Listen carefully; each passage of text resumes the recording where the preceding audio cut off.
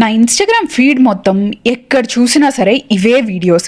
మొత్తం గోరింటాకు గోరింటాకు గోరింటాకు. యుఎస్లో ఉండే వాళ్ళకేమో అది దొరకడం కష్టం. ఇండియాలో వాళ్ళేమో పక్కన వాళ్ళకు కూడా మిగల్చకుండా చేతుల నిండా మీరు గోరింటాకు పెట్టేసుకుని ఉంటారు కదా. చేసేదేం లేక నేను నా సొంతంగా గోరింటాకు చేసుకుందామని చెప్పి ప్రయోగం స్టార్ట్ చేశాను. నా చిన్నప్పుడు నన్ను చూసుకోవడానికి మా ఇంట్లో ఒక అమ్మాయి ఉండేది, నానిలాగా అనుకోండి.